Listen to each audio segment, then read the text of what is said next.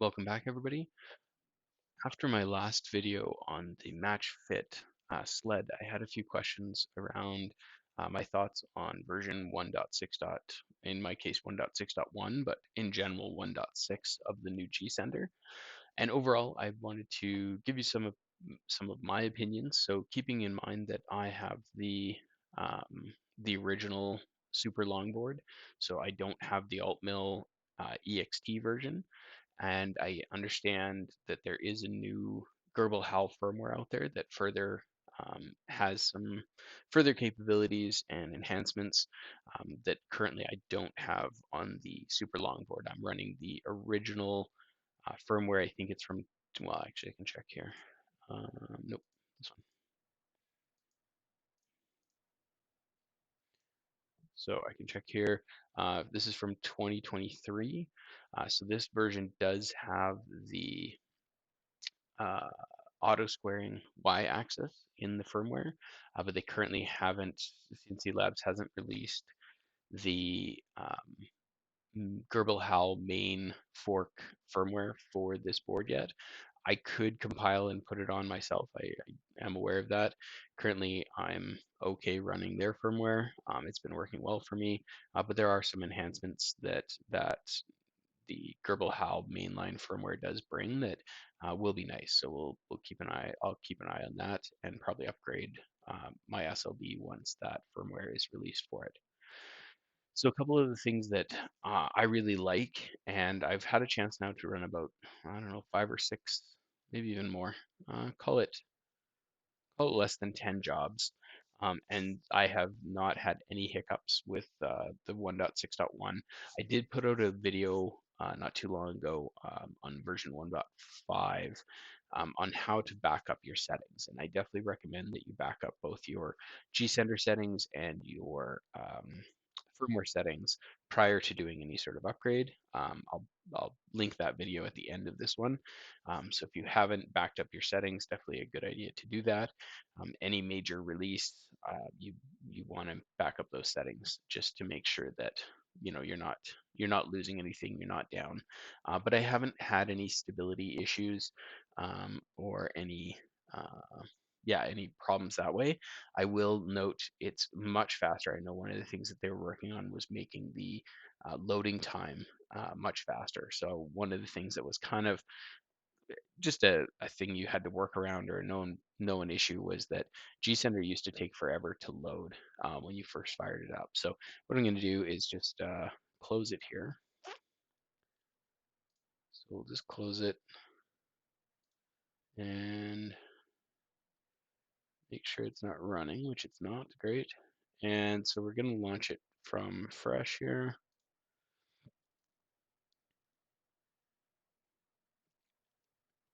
So that's notably faster than it used to be. It used to sit and do kind of seem like it was doing nothing for a bit. Then you'd get the gSender window, it would sit there for a while, and then it would load. I tried it on a few different PCs, and I always had that issue. I did play around with a few of the things I saw as far as some software changes I could make, but it never made a significant improvement in load times. So the load time is much better now. The other thing that they've added, so for myself, I have a rapid change ATC.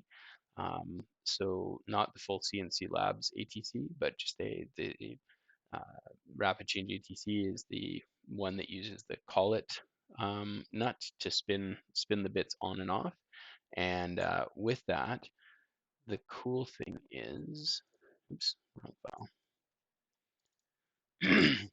When you load up a multi-bit file now in gSender in 1.6.1, I can see all those different tools that are going to get used. So the different colors in the preview map show where there's going to be a bit change. So I do like that feature just for that in and of itself. It gives me a good indication of where the tool changes are, which I quite like. It also kind of gives you a outline. So this is you can kind of see that here. I'll try and zoom in. Um, yeah, so this is the G code line that this tool is used. So T2 is used from line 18 to line 6,690, and then 6,691, and then so on from there. So you can see the different tools and where they're going to get used in the program, which is kind of nice. Just as a sanity check to make sure you're not doing too many tool changes or that you don't have your operations out of order, which is kind of cool. The other feature that I used a fair bit in the new version is the editor component. So you can go in and click editor here, and now you can see your um, G-code file, which I think is pretty cool. So you could go in and let's say um, right at the very start, we're going to do an M6T2. Let's say I already had tool 2 loaded, but I didn't tell the machine that for some reason, um, and I didn't want to kick off the M6T2. I could click that line and I could actually just delete it, and that line is gone. Let's say my spindle speed wasn't quite right. I forgot to update it in the program. So instead of having to generate the G code again, I could upgrade this or change this to 19,000. And now my spindle's gonna run at 19,000. I can save that to the job, and now that file is updated. So I think overall it's a nice addition having that G-code editor. If you need to just kind of go through, again, would you go through line by line in here? Probably not. But if you had to make a couple quick tweaks, it is kind of nice to be able to do.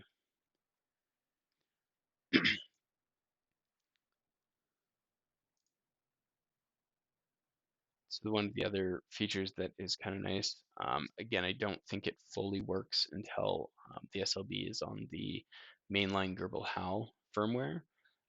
But one of the annoying things is sometimes on the super longboard, the SD card, especially for those that are using the Rapid Change ATC, there are a few macros you have to put on the SD card, um, and it was you had to use the console to double check if the SD card had been loaded or mounted properly. So now under Tools, there is the SD card manager, and in SD card manager, I can see that the SD card is mounted. So that's kind of a nice feature, just to do a quick sanity check to see that the SD card is there. The file component doesn't seem. Oh, now I've unmounted it. Uh, there we go. So the SD card feature doesn't fully seem to be working because, again, I think that my board is not on the mainline Gerbil HAL firmware. It's still on the CNC HAL firmware. So based on the release notes, this should get better um, as that uh, as that firmware gets updated for me. So yeah, those are the main features. I'd say a lot of it seems to be mostly bug fixes and some refactoring of the code, as well as a big functionality piece is the addition of all of the CNC Labs ATC support. So with their new ATC spindle, a lot of rework has been done to gSender to support that.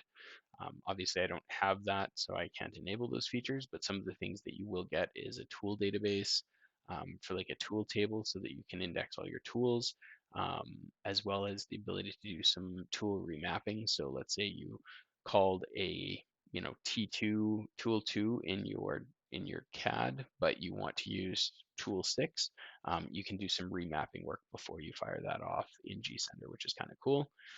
There's also the addition of an ATC window in here to manage loading and unloading your ATC if you had one. So again, a lot of the improvements come if you're using the ATC. The other thing that I haven't had a chance to try, and I just haven't done much work with my rotary in general, but there is a rotary visualization improvement. So one of the things that didn't work very well was when you had your rotary and you loaded a rotary file, it didn't show up very well. It was kind of clunky. So they've fixed that to make that more meaningful, so that what you see on the screen is more representative of what's happening on the machine, which I think is great. So yeah, overall, I think it's a good upgrade.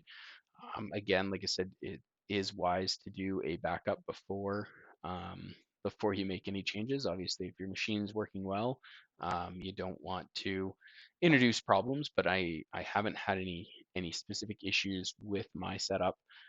with my upgrade. It was quite painless. I did run 1.6 for a very short period of time before the 1.6.1 release came out, which again just had a few minor tweaks and improvements. And there was no issues moving from 1.60 to 1.61 either. So again, make sure that give yourself a little bit of time. Probably don't do it. Just do the upgrade right before you need to batch out a bunch of projects. But I think that it's a worthwhile upgrade, especially if you have a rapid change ATC or some other sort of ATC to give you that visualization increase as far as the bits and stuff. You don't get as far as I know, or I haven't been able to find the tool table database, so I don't believe that you can actually specify all the tools. I was kind of looking around. It doesn't, I move my tools around so often that it probably isn't that big a deal for me anyways. But I think that comes when you enable the ATC, or maybe that's something with the Gerbil HAL piece. So certainly those folks with the alt mill, um, again, you want to be careful with firmware updates. Don't do it while you need to do a production run of something, but getting on the Gerbil HAL firmware is probably going to be a net benefit overall. So I eagerly wait the release of that for the standard SLB, or maybe I'll have to save up enough and get the SLB EXT closed loop stepper upgrade at some point. So anyway, those are my thoughts. I think that 1.6.1 is a great upgrade and provides some good visualizations as well as fixes a few nagging issues like the loading speed and stuff like that. So um, I think it's definitely a worthwhile upgrade. Thanks for your time.